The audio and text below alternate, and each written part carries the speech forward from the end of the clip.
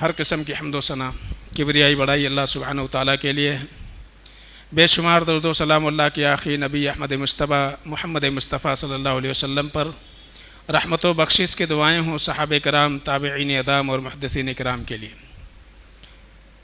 قابل احترام بزرگوں، حوصلہ مند نوجوانوں، پیارے بچوں اور میری پردہ نشین ماں اور بہنوں، اللہ رب العالمین کا شکر اور احسان ہے کہ اللہ تعالیٰ نے ہم سب کو رمضان المبارک کے 30 روزے مکمل کرنے کی توفیق عطا فرمائی، اور ساتھ میں اللہ تعالیٰ نے عید الفطر کی نماز کو اجتماعی شکل میں امن و اطمینان کے ساتھ اللہ رب العالمین نے ادا کرنے کی ہم سب کو توفیق عطا فرمائی۔ اس کے لیے ہمیں اللہ رب العالمین کا شکر ماننا چاہیے اور اللہ رب العالمین کی تعریف اور حمد و ثنا کرنی چاہیے کہ اللہ تعالیٰ نے امن و امان کے ساتھ امت مسلمہ کو یہ خوشی کا موقع عنایت فرمایا۔ قابل احترام بزرگوں، ساتھیوں، رمضان کا مہینہ آیا اور چلے گیا۔ کچھ وہ ایام تھے جب ہم انتظار کر رہے تھے کہ اللہ رب العالمین کا یہ مبارک مہینہ ہمارے سروں پر سایہ فگن ہوگا، اور اب یہ ہے کہ وہ رمضان کا مہینہ نہ صرف آیا بلکہ دن اور ہفتے کی شکل میں وہ ہم سے رخصت ہو گیا۔ رمضان المبارک کے مہینے میں اللہ رب العالمین نے جس کو جیسی جتنی توفیق عطا فرمائی، حتی المقدور ہر ایک انسان نے یہ کوشش کی کہ وہ اللہ رب العالمین کی رضا، اللہ کی خوشنودی، اللہ کی قربت حاصل کرنے کی کوشش کرے، اور ہر انسان نے اپنے کوشش کے بقدر اللہ رب العالمین کی نگاہ میں اپنے آپ کو معزز و مکرم بنانے کی ہر ممکن کوشش کی۔ اللہ تعالیٰ سے دعا کریں کہ العالمین ہم سب کے کوششوں کو قبول فرمائے۔ لیکن رمضان کا مہینہ چلے گیا جو عبادتوں کا مہینہ تھا، اس کا یہ مطلب قطعی نہیں ہے کہ ہمارے عبادتوں کے مہینے اور ایام ختم ہو گئے۔ ایسا نہیں ہے کہ اب روزے کی ضرورت نہیں ہے، صدقہ و خیرات کی ضرورت نہیں ہے، اور فرائض کے ساتھ نوافل کی پابندی کی ضرورت نہیں ہے، ایسا بالکل نہیں ہے، بلکہ ہماری عبادتوں کا سلسلہ جس طرح سے رمضان المبارک کے مہینے میں تھا، اللہ رب العالمین اپنے بندوں سے یہ چاہتا ہے کہ ان کے بندوں کے نیکیاں کرنے کے سلسلے ویسے ہی برقرار رہیں۔ جو اب 11 مہینے آنے والے ہیں، ان 11 مہینوں میں بھی ہمارے اعمال کا سلسلہ ویسے ہی چلتا رہنا چاہیے۔ اللہ فرماتے ہیں وَعْبُدْ رَبَّكَ حَتَّى يَأْتِيَكَ الْيَقِينُ، اپنے رب کی عبادت کرتے رہو موت تک۔ یہ سلسلہ ختم ہونے والا نہیں ہے، بلکہ موت تک، مرنے تک ایک انسان کو اللہ رب العالمین کی رضا، اس کی خوشنودی اور اللہ کی قربت حاصل کرنے کے لیے جد و جہد کرنے کی ضرورت ہے۔ انسان رمضانی نہ بنے بلکہ ربانی بننا چاہیے اس کو۔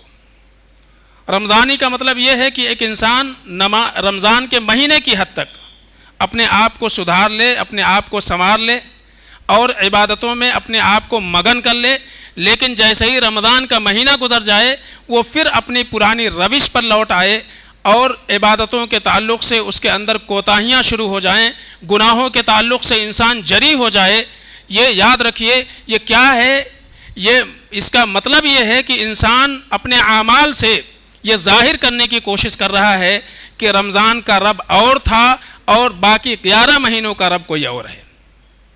اس لیے اللہ رب العالمین کا اپنے بندوں سے مطالبہ یہ ہے کہ وہ بندے رمضانی بن کر کے نہ رہیں بلکہ ربانی بن کر کے رہیں۔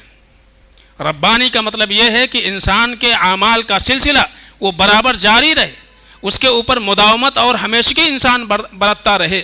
اللہ کے نبی جناب محمد مصطفیٰ صلی اللہ علیہ وسلم نے ارشاد فرمایا احب الاعمال الی اللہ ادومها وان قل، اللہ رب العالمین کو اعمال میں وہ اعمال سب سے زیادہ محبوب ہیں کہ جن اعمال کے اوپر انسان ہمیشگی برتتا ہے، چاہے جائے کہ وہ تھوڑا کیوں نہ ہو۔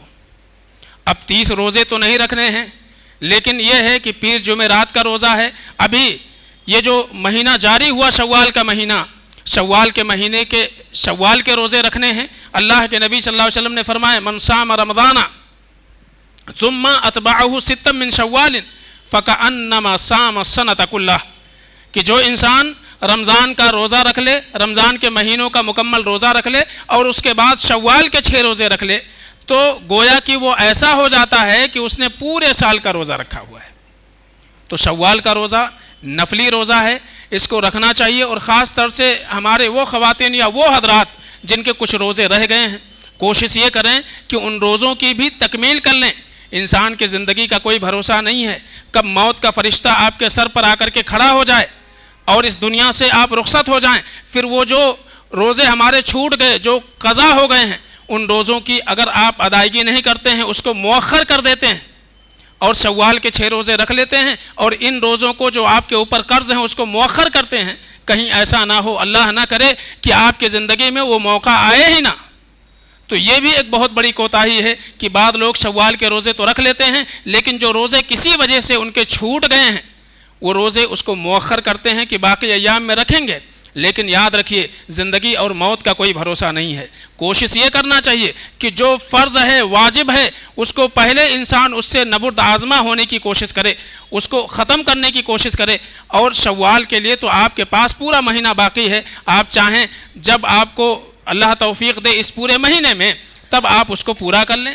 ایک ساتھ رکھنا کوئی ضروری نہیں ہے، جب انسان کو آسانی لگے تب جو ہے ایک ایک دو دو کر کے وہ روزہ اپنا کمپلیٹ کر لے، تو پورا ایک مہینہ ہے۔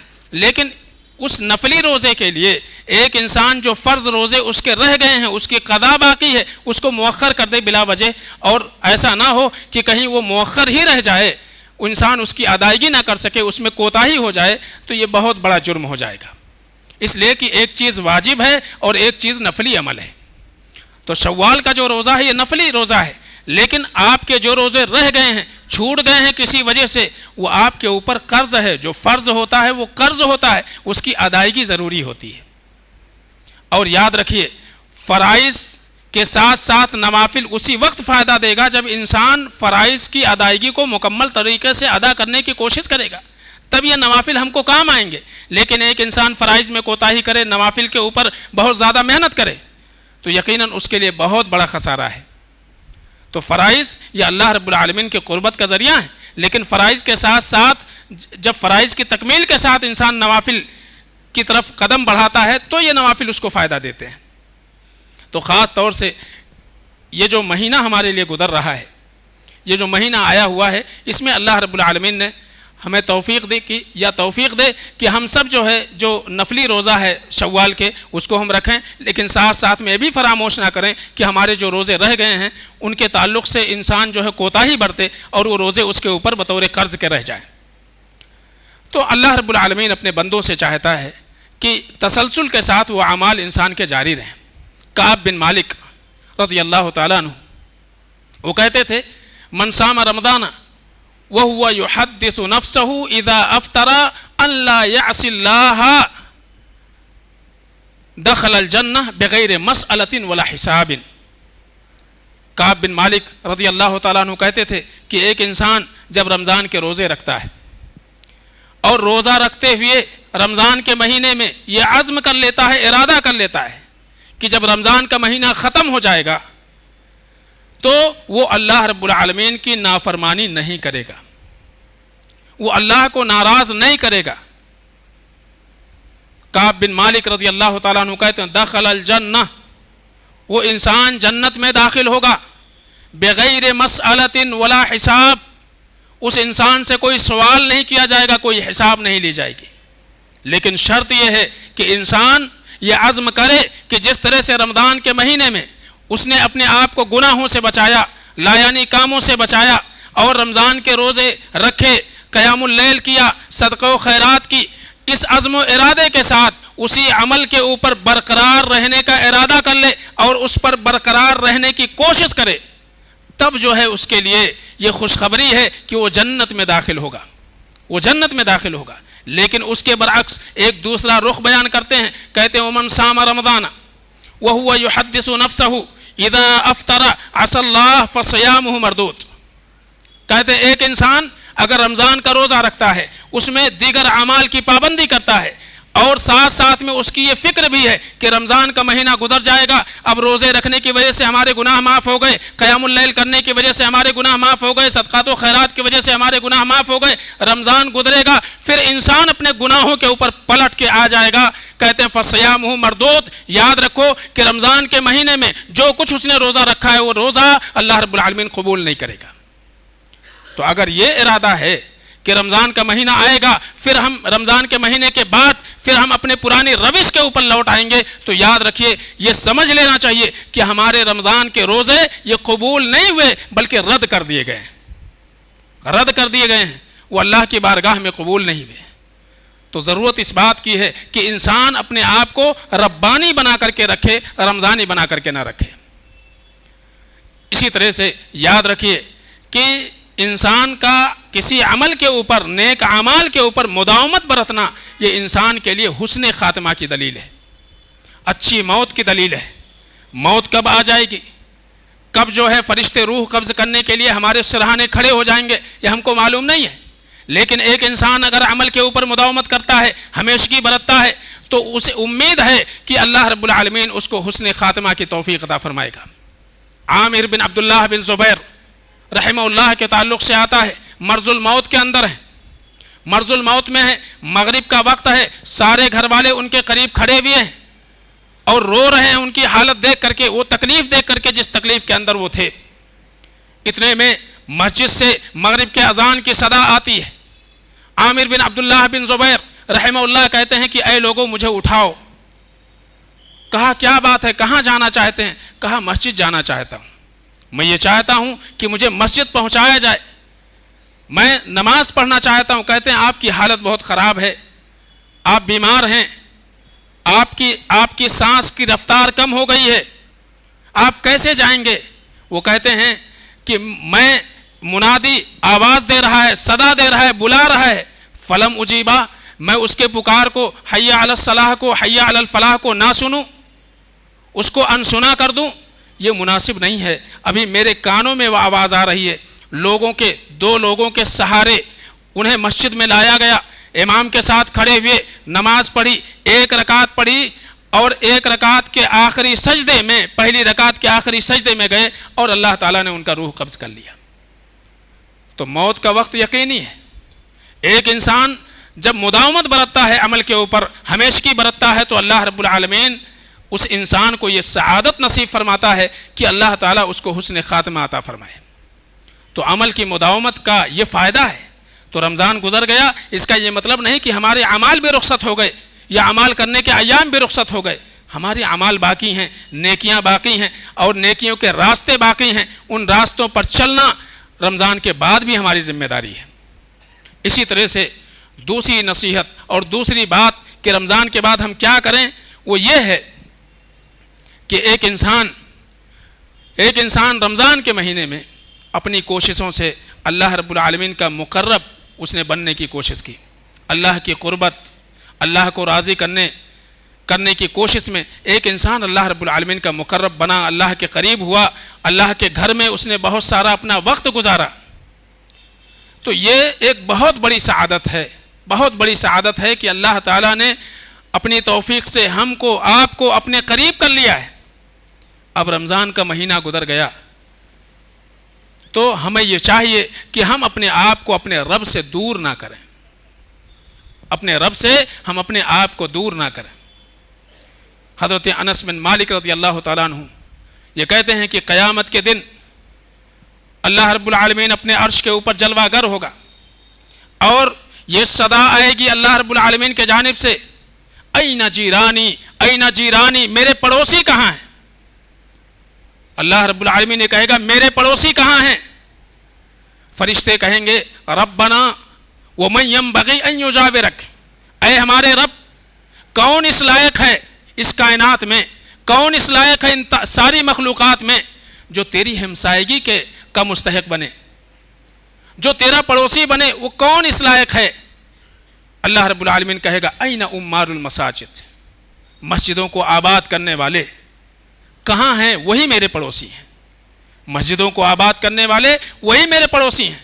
کون ہے مسجدوں کے آباد کرنے والے؟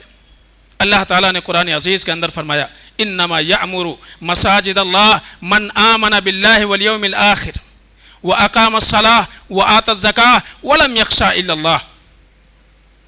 مساجد کو آباد کرنے والے وہ لوگ ہیں جن کے اندر 3 خوبیاں پائی جائیں. نمبر 1 جن کا عقیدہ صحیح ہو. نمبر 2 نمازوں کی پابندی کرنے والے ہوں, نمازوں کو قائم کرنے والے ہوں.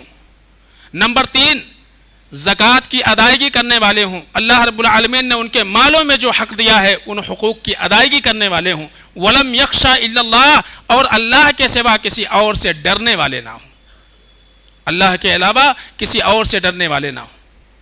تو اگر ہم نے اپنے آپ کو رمضان کے مہینے میں ایسا بنایا ہے کہ ہمارا عقیدہ, ہم نے اپنے عقیدے کی اصلاح کی, ہم نے نمازوں کی پابندی کی, ہم نے اللہ رب العالمین نے جو کچھ نوازا تھا اس میں اللہ کے راستے میں خرچ کرنے کی کوشش کی ہے, اللہ کے ماں سوا کسی اور کا خوف ہمارے دل کے اندر نہیں ہے, تو یاد رکھیے ہم عمار المساجد ہیں.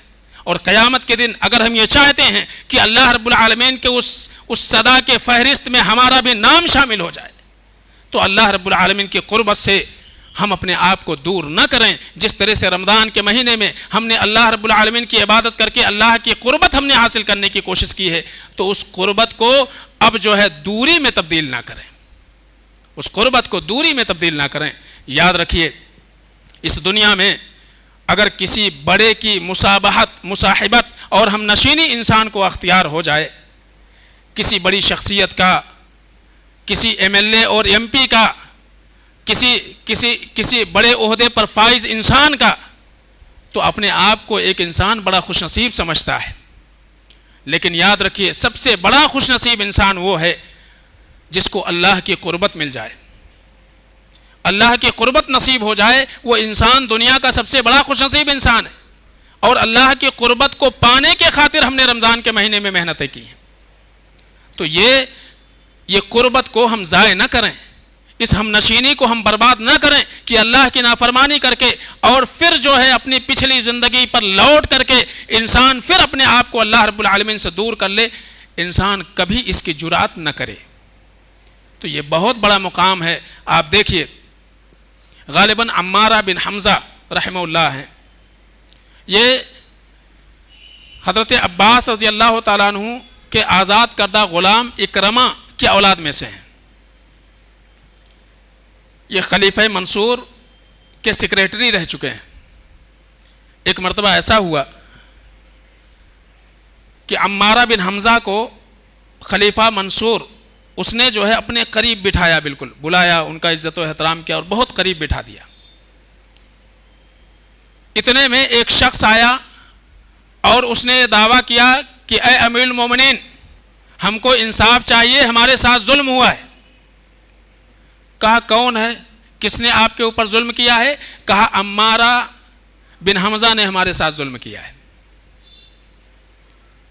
خلیفہ منصور نے کہا عمارہ اٹھو یہاں سے, اور وہ مدعی جہاں کھڑے ہوا ہے وہاں جا کر کے کھڑے ہو جاؤ, تمہارا مقام یہ نہیں ہے.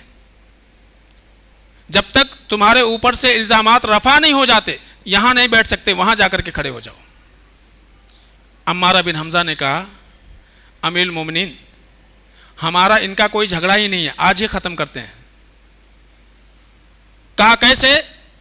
کہا اس اعتبار سے کہ اگر وہ پراپرٹی, وہ جائیداد جس کو وہ اپنا سمجھ رہے ہیں, میں ابھی آپ کے سامنے یہ وعدہ کرتا ہوں کہ اس پراپرٹی پر کبھی میں اپنا حق نہیں جتاؤں گا, کبھی میں ان سے وہ پراپرٹی حاصل کرنے کی کوشش نہیں کروں گا. ابھی میں یہ لکھ کر کے دیتا ہوں, یہ دعویٰ کرتا ہوں. نمبر 2, اگر وہ پراپرٹی میری ہے اور میرے پاس ثبوت ہے کہ میری ہے, لیکن میں ابھی سے اسی وقت سے یہ اعلان کرتا ہوں کہ وہ پراپرٹی میں انہیں دیتا ہوں, اس کے اوپر سے اپنی ملکیت میں ختم کرتا ہوں, انہیں دیتا ہوں. لیکن اے امیر المومنین, ولا اقوم من مقام شرفنی به امیر المومنین لاجل ضیعۃ, لیکن یاد رکھیے وہ درجہ, وہ مقام جو آپ نے ہمیں دیا ہے یہاں اپنے قریب بٹھا کر کے, جائیداد کے ایک چھوٹے سے ٹکڑے کے لیے میں اس مقام, اس مرتبے کو ضائع نہیں کروں گا. آپ سوچئے کہ ایک خلیفہ، ایک امیر المومنین، اس کی قربت دوری میں نہ تبدیل ہو جائے، اس کے لیے اپنی وہ جائیداد و پراپرٹی جس کا ان کو حق تھا، جس کے وہ مالک تھے، انہوں نے اس کو چھوڑ دیا۔ تو آپ سوچئے کہ اللہ کی قربت پانے کے لیے کیا ہم گناہوں کو نہیں چھوڑ سکتے ہیں؟ کیا اللہ رب العالمین کی نافرمانی سے اپنے آپ کو نہیں بچا سکتے ہیں؟ کیا اللہ رب العالمین کی اطاعت اور فرما برداری پر ہم مداومت اور ہمیشگی نہیں برت سکتے؟ کہ اللہ رب العالمین کی ہمسائیگی اور اللہ رب العالمین کی قربت ہمیں حاصل ہو جائے اور اس سے ہم محروم نہ ہوں؟ تو یہ بہت بڑا مقام ہے، بہت بڑا درجہ ہے۔ ایک انسان جب کچھ قربان کرے گا تبھی اس کو کچھ چیزیں ملیں گی۔ ہمیں اپنے خواہشات کی قربانی دینی ہوگی، اپنے نفس کو اللہ رب العالمین کی شریعت کے تابع کرنا پڑے گا، تب جا کر کے یہ مقام، یہ درجہ ایک انسان کو ملے گا کہ جب اللہ رب العالمین کے جانب سے صدا ہے اینا جیرانی، تو انسان اپنے آپ کو بھی ان صفوں میں شامل کر لے۔ اسی طرح سے تیسری چیز یہ ہے کہ اللہ رب العالمین نے جن اعمال کی ہمیں توفیق عطا فرمائی ہے، ان اعمال کی ہمیں حفاظت کرنے کی ضرورت ہے۔ بسا اوقات عمل کرنا انسان کے لیے آسان ہوتا ہے، لیکن اعمال کو محفوظ رکھنا، ان کی حفاظت کرنا، یہ سب سے زیادہ مشکل کام ہے۔ پیسہ کمانا کبھی آسان ہوتا ہے، لیکن اس کو محفوظ رکھنا، اس کو باقی رکھنا، اس کے لیے انسان کو بڑا جتن کرنے پڑتے ہیں، اس کی بڑی حفاظت کرنی پڑتی ہے۔ اعمال اس سے کہیں زیادہ اس لائق ہیں کہ انسان اپنے اعمال کی حفاظت کرے۔ یہی وجہ ہے کہ سلف صالحین ہمیشہ اللہ رب العالمین سے دعا کرتے تھے، اللہم انا نسألک العمل الصالح وحفظہ، اے اللہ تعالی ہم تم سے عمل صالح کی توفیق اور اس کے تحفظ کے لیے دعا کرتے ہیں۔ تو نہ صرف یہ کہ انسان اللہ رب العالمین سے عمل صالح کی توفیق مانگے، بلکہ ساتھ ساتھ میں عمل صالح کے تحفظ کے لیے بھی اللہ رب العالمین سے دعا کرے۔ ایک گناہ، ایک جرم، اللہ کی ایک نافرمانی کبھی اتنی بڑی ہو جاتی ہے کہ ہمارے کیے کرائے سارے اعمال برباد ہو جاتے ہیں۔ تو اعمال کی حفاظت یہ ہمارے لیے کرنا بہت زیادہ ضروری ہے۔ امام احمد بن حنبل رحمۃ اللہ علیہ سے کسی نے پوچھا تھا کہ انسان راحت کی سانس کب لے؟ انہوں نے کہا ان دا اول قدم تدعوها فی الجنہ۔ انسان کو اس دنیا میں سکون نہیں ہے، ایسا نہیں ہے کہ اب اس نے کر لیا وہ بخشا بخشایا ہو گیا، نہیں، انسان کی محنت کا سلسلہ اس وقت ختم ہوگا جب ایک انسان جنت میں اپنا پہلا قدم رکھ لے گا، تب جا کر کے ختم ہوگا معاملہ۔ تابعین میں سے کسی نے کہا تھا جب ان سے پوچھا گیا متی اطمئن، ایک انسان اعمال کے سلسلے میں مطمئن کب ہو جائے؟ انہوں نے کہا تھا اذا صار الصراط خلفک، جب پل صراط تمہارے پیچھے رہ جائے، یعنی تم گزر جاؤ اس سے، وہ تمہارے پیچھے رہ جائے، تو اب جو ہے اطمینان کی سانس لینی چاہیے۔ تو یاد رکھیے وَاعْبُدْ رَبَّكَ حَتَّى يَأْتِيَكَ الْيَقِينُ، اس دنیا کے اندر انسان کو کبھی بھی نیکیاں کر کے اپنے نیکیوں کے اوپر انسان کو مطمئن نہیں بیٹھنا چاہیے۔ پتہ نہیں ہم نے جو کچھ کیا ہے اللہ تعالیٰ نے اس کو قبول کیا کہ نہیں، اس بات کی فکر ہمیشہ ایک مومن کو ہونی چاہیے۔ وہ گناہ جو ہم نے کیے تھے اس کے لیے ہم نے دعائیں کی ہیں، پتہ نہیں اس کا کفارہ ہوا کہ نہیں۔ تو انسان نہ تو نیکیاں کر کے مطمئن بیٹھ جائے اور نہ ہی گناہوں کے تعلق سے انسان اپنے آپ کو امن کی حالت میں محسوس کرے۔ حضرت عبداللہ بن مسعود رضی اللہ تعالیٰ عنہ کہتے تھے یاد رکھو الہلاک فی اثنتین، اے لوگو ہلاکت دو چیزوں کی وجہ سے ہے۔ انسان ہلاکت کے راستے پر چل پڑتا ہے جب دو کام کرنے لگے، دو فکر اس کی بن جائے، نمبر ایک القنوط، نمبر دو العجب۔ جب ایک انسان مایوسی کا شکار ہو جائے، مایوسی کا شکار ہو جائے، اللہ سے مایوس ہو جائے، تب وہ انسان ہلاکت کے راستے پر چل پڑتا ہے۔ اور جب ایک انسان نیکیاں کر کے تکبر اور گھمنڈ کا شکار ہو جائے کہ اب تو رمضان کا مہینہ گیا، نبی نے وعدہ کیا تھا من صام رمضان ایمانا واحتسابا غفر له ما تقدم من ذنبه، اب تو ہم نے 30 روزے پورے کر لیے، اب تو ہمارے سارے گناہ معاف ہو گئے، ہم نے بڑی محنت کر کے کچھ راتیں جاگ لی، اب ہمارے گناہ معاف ہو گئے، 30 روزے میں ہم نے تراویح کا اہتمام کر لیا، گناہ معاف ہو گئے، صدقہ و خیرات کر لیا، حقوق ختم ہو گئے۔ عبداللہ بن مسعود کہتے ہیں جب ایک انسان عجب کا شکار ہو جائے کہ اب جو ہے وہ بخشا بخشایا ہو گیا، اب وہ جنتی بن گیا، یاد رکھیے اس کے بربادی کا سلسلہ وہیں سے شروع ہو جاتا ہے۔ تو کہتے ہیں کہ انسان کے ہلاک ہونے کے لیے، برباد ہونے کے لیے یہ دو چیزیں بہت اہم ہیں۔ ایک انسان مایوس ہو جائے، دوسرا انسان تکبر کے اندر مبتلا ہو جائے۔ تو عمل کا سلسلہ ختم نہیں ہوا ہے، یہ جاری ہے۔ تو یہ تین باتیں خاص طور سے ہمارے ذہن میں رہنا چاہیے کہ ہم کو ربانی بن کر کے زندگی گزارنی ہے۔ نمبر 2، اللہ کی قربت حاصل کرنے کے لیے جو جد و جہد ہم نے کی ہے، اللہ کی قربت سے ہم اپنے آپ کو دور کرنے والا نہ بنائیں۔ اسی طرح سے تیسری چیز یہ ہے کہ جن اعمال کی اللہ رب العالمین نے ہم کو توفیق عطا فرمائی ہے، ان اعمال کے اوپر مداومت برتتے ہوئے اللہ کی نافرمانی کر کے ایک انسان اپنے ان نیکیوں کو برباد نہ کرے، بلکہ اس کی حفاظت کی فکر کرے، اللہ سے دعا بھی کریں اور ساتھ ساتھ میں اس کے لیے کوشش بھی کریں۔ اللہ فرماتے ہیں وَلَا تَكُونُوا كَالَّتِي نَقَضَتْ غَزْلَهَا مِن بَعْدِ قُوَّةٍ أَنْكَاثًا، اس پاگل عورت کی طرح سے مت بنو جس نے بڑی محنت سے دھاگا بنایا، جب دھاگا بن کر کے تیار ہوا پھر اس نے کینچی لیا اور اس کو ٹکڑے ٹکڑے کر ڈالا۔ اس مالی کی طرح سے مت بنو جو اپنے پودے کو سینچتا ہے، روز پانی دیتا ہے، پودا بڑا ہو گیا، اس کے بعد جو ہے وہ اس کو کلہاڑی لا کر کے کاٹ دیتا ہے۔ تو ہم نے محنت کی ہے، ہمیں دعا کرنا چاہیے اللہ تعالیٰ سے کہ جس طرح سے رمضان کے مہینے میں اللہ تعالیٰ نے مداومت اور ہمیشگی کی ہمیں توفیق دی، ایسے ہی جو 11 مہینے آنے والے ہیں ان 11 مہینوں میں بھی اللہ تعالیٰ نیکیوں کی توفیق سے ہمیں محروم نہ کرے۔ تو ہر انسان کو دعا کرنا چاہیے، اور خاص طور سے اپنے عمل کو لے کر کے انسان کو بہت زیادہ فکر مند ہونے کی ضرورت ہے کہ اللہ رب العالمین سے دعا کرتے رہیں، اللہ سے مانگتے رہیں عمل کی توفیق بھی، اور عمل کے تحفظ کے لیے بھی اللہ تعالیٰ سے دعا کرتے رہیں۔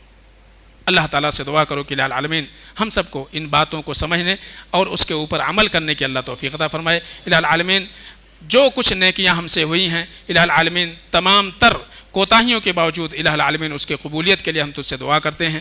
الہ العالمین جب تک اس دنیا میں رہیں ایمان اور توحید پر اللہ رہنے کی توفیق عطا فرمائے، جو ہمارا خاتمہ ہو ایمان اور توحید پر ہو۔ بارک اللہ لنا ولکم فی القرآن الحکیم ونفعنا وإياکم بآیات الذکر الحکیم، انہ تعالی جواد کریم ملک رؤوف الرحیم۔